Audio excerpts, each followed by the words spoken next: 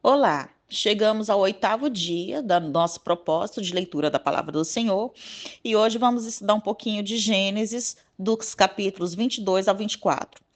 No versículo 1 do capítulo 22, trata-se aqui de uma prova para o fortalecimento da fé de Abraão. Tal prova consistia, em pedir aquilo que era indispensável para Abraão, aquilo que era de maior valor para ele, que era o seu filho. Os pagãos do Antigo Testamento sacrificavam seus filhos a seus deuses, e Deus estava pedindo a Abraão para demonstrar que estava tão comprometido com o Senhor como os pagãos estavam com seus deuses. Aqui, nesse momento, eu insiro uma nota de cunho absolutamente pessoal. O Senhor é Deus, ele conhece tudo, ele já viu o primeiro e últimos dias da terra. Então, ele sabia como Abraão responderia, na minha humilde opinião. Entendo que ele quis mostrar para Abraão como a fé dele estava firmada. Ele queria mostrar para Abraão como ele realmente é um Deus provedor. E por meio desse pedido, ele pôde mostrar a Abraão como ele era um Deus provedor. Versículo 2. A região montanhosa que circula Jerusalém é a terra de Moriá. Moriá significa o mostrado por Jeová. Sobre os versículos 3 e 4, a confirmação da confiança de Abraão em Deus é encontrada no fato dele se levantar logo cedo para começar os preparativos até a chegada ao lugar que Deus havia designado. A partir ali dos versículos 5 a 8, a evidência de que Abraão acreditava que o Senhor poderia ressuscitar Isaac é encontrada quando ele diz aos seus servos que vai voltar com Isaac. Ele crê que, independentemente do que aconteça, ele voltaria com Isaac, pois o Senhor havia dito que seria de Isaac que viria a descendência de Abraão. E o versículo 8 é profético, pois o Senhor Deus, de fato, proveu um cordeiro para a humanidade por meio de Jesus Cristo. Vejam que tanto Deus como Abraão ofereceram seu filho, tanto Isaac como Cristo foram obedientes e tanto Isaac como Cristo foram restaurados. No versículo 9, este lugar onde Abraão construiu o altar é o mesmo lugar onde o anjo aparece a Davi em 2 Samuel 24, versículos 16 e 17, e onde Salomão construiu o templo do Senhor. Ainda hoje, esta área é bem demarcada e é considerada um lugar sagrado, tanto por seguidores de Maomé como por judeus. Sobre os versículos 13 e 14, exatamente como Abraão havia dito, Deus proveu uma ovelha, e Abraão nomeou o lugar como Jeová Jirê, que significa Deus proverá. Nos versículos 20 a 24, aqui é apresentada a descendência de Naor, irmão de Abraão, e esta seção prepara o leitor para os eventos do capítulo 24, ao apresentar Betuel como pai de Rebeca, futura esposa de Isaac. Passando agora para o capítulo 23, no versículo 1, vemos que se fala da idade registrada de Sara. Sara é a única mulher na Bíblia que tem sua idade registrada. E este fato pode ser por causa de sua posição considerada como mãe espiritual dos crentes. Ali nos versículos de 3 até o versículo 16, é uma passagem que é o diálogo entre Abraão e os hititas. No versículo 3 começa esse diálogo, e esse diálogo vai até o versículo 16. Na cultura de Abraão, quando um membro da família morria, os sobreviventes eram obrigados a preservar os ossos do falecido, de preferência em uma caverna, onde mais tarde os demais membros da família pudessem também ter seus ossos preservados. Como Abraão não tinha terra em Canaã, então ele precisava adquirir um lugar de sepultamento para enterrar Sara. Os hititas ofereceram a Abraão o direito de usar uma sepultura, porém Abraão queria adquiri-la para si. Ao se inclinar, a se curvar, no versículo 7, Abraão demonstrou humildade perante os hititas para que falassem com Efron, que é o dono da caverna de Maquipela, que Abraão desejava comprar.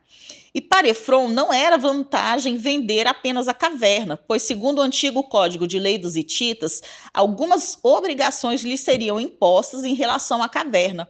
Então, só valia a pena vender todo o campo. Por isso, ele falou em ceder o campo. No entanto, Abraão insistiu em comprar, embora não soubesse o valor. Quando Efron diz que vale 400 ciclos de prata, Abraão concordou com o valor estipulado. Esse valor ele equivalia a 4,5 kg de prata e dava para pagar o salário anual de 50 trabalhadores ou o preço de 8 escravos adultos do sexo masculino. Assim, Abraão adquiriu o terreno com a caverna para enterrar Sara. Atualmente, a cova funerária se encontra na cidade de Hebrom, em uma mesquita muçulmana. Além de Sara, também foram enterrados nessa caverna Abraão, Isaque, Rebeca, Lia e Jacó.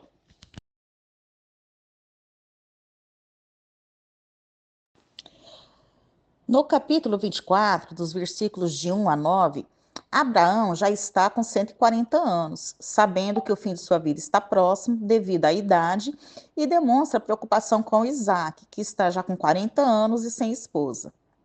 Baseado em sua experiência com os homens de Canaã, Abraão não queria que Isaque se casasse com uma mulher cananeia. Assim, ele chama seu servo para ajudá-lo. A Bíblia não cita o nome do servo, mas estudiosos acreditam se tratar de Eliezer, citado por Abraão em Gênesis 15, versículo 2. O juramento com a mão embaixo da coxa é porque a coxa era considerada a parte do corpo associada à posteridade, no caso, a posteridade de Abraão.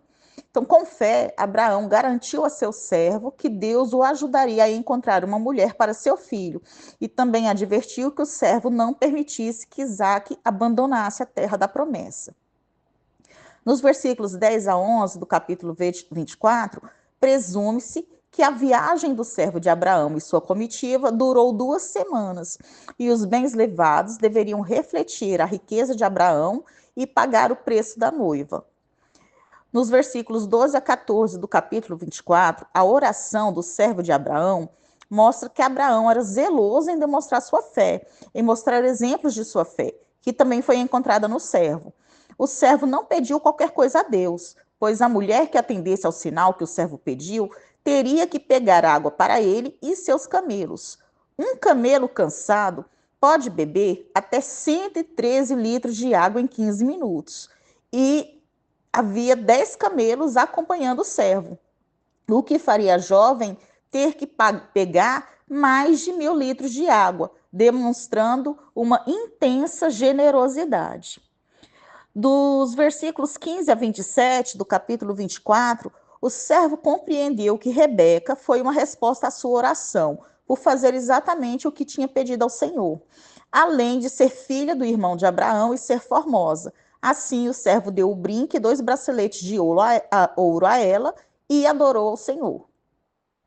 No versículo 33 do capítulo 24, quando o servo diz que não vai comer, ele demonstra que mais importante do que os costumes de hospitalidade da época é a missão que ele tem que cumprir.